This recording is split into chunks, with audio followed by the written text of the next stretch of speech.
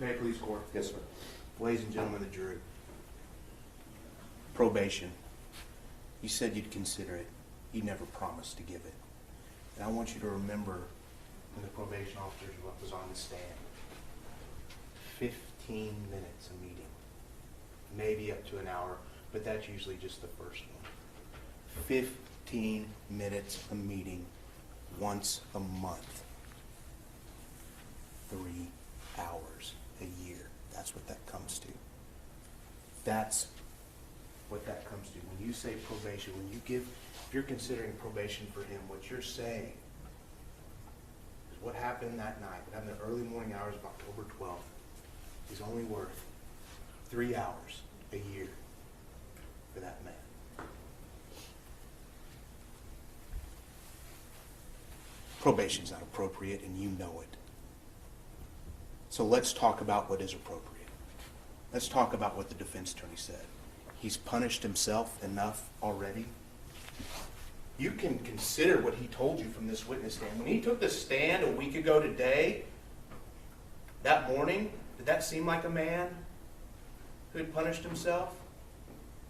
Or a man that had given himself an excuse for his conduct? And the defense attorney told you this is an isolated incident. You know why it's an isolated incident? Because other officers don't act this way.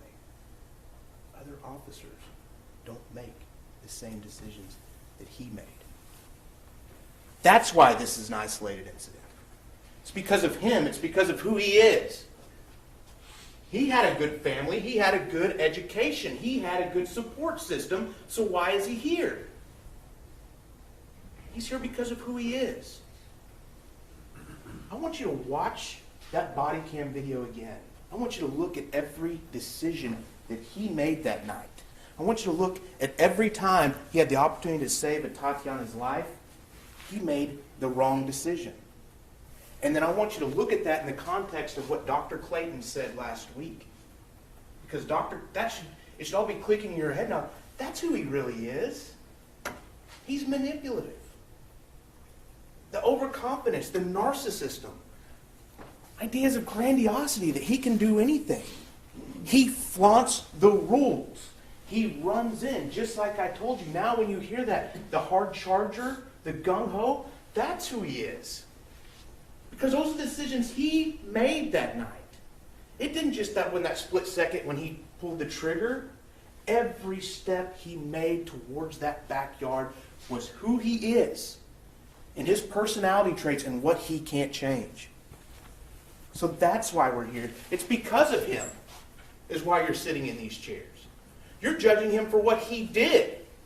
You're holding him accountable for the choices he made. And now, you do have to ask yourself, what is Atatiana's life worth? What are you going to tell her family when this is over? Atatiana, she'll never be married. She'll never have a family. She'll never get to be a doctor. She'll never grow old. Her mother lived longer than her. Mom living longer than a child. At 28 years old, she died. And this wasn't some tragic accident. He's the one that set everything in motion. Her sisters, her brother, Zayd and Zion, they'll never hug her again. You saw the defendant's sister touch her hand as she left the stand. That close human contact of support. A touch that anyone of her family would give anything for, to have one more opportunity to experience. But they can't. Not because of anything that they've done, not because of anything that Tatiana done, but solely because of the decisions that he made on October 12, 2019. And that's why he's sitting in that seat. And that's why you're making this decision. So what is her life worth? What are you going to say to them? What are you going to say to this community? She was in her home. I've said this before, but that's because it's so important. Where else? Where else should you feel safe? Not in your own home. She didn't ask for this. Her family didn't ask for this. It was him. So what is her life worth?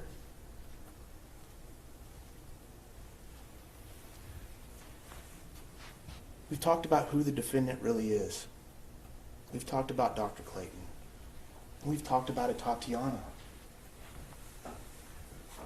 This person, the defense, all they want to talk about is the defendant. This is the person that lost her life. This is the family that lost a loved one. This is two nephews who lost an aunt. Two sisters who lost a sister, and a brother who lost a sister. And a mother who buried a daughter. A woman who went to college. She wanted to be a doctor. She wanted to contribute to society.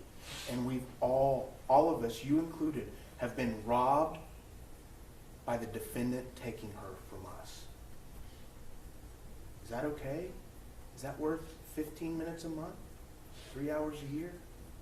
Is that really what you're going to tell this family? That that's what this is worth? 15 minutes a month? It's not. And you know it's not appropriate. The defense attorney said a tragedy that will never be changed. He had so many opportunities to make other decisions so that we wouldn't be here. And yet he didn't. He continued to push forward because that's who he is. His overconfidence, his personality traits. And we go back to Dr. Clayton because it's so important. And if someone back there starts talking about his family and the good person he is, and I have no issues with his family. It's about him. That's what you need to direct him back to. It's about him. Who is he? Dr. Clayton told you. And the best evidence to show you, to look into his soul, to tell you who he really was, who he really is as a person, and why Dr. Clayton was spot on in his evaluation of this defendant, was whenever he finally got into that room. And take this back and watch it again. Finally got back into that room, and Atatiana was taking her last breaths on the floor in front of her nephew, gasping for air,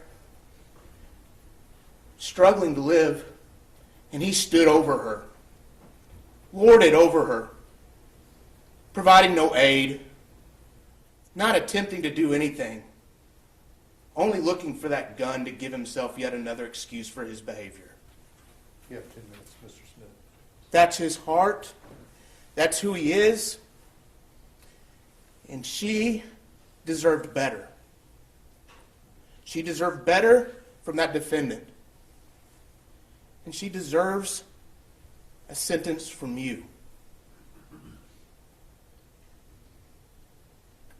Don't just stand there and watch this happen. Take action. Atatiana deserves it. Give him the maximum. That's what her life is worth. Give him the 20 years. Thank you.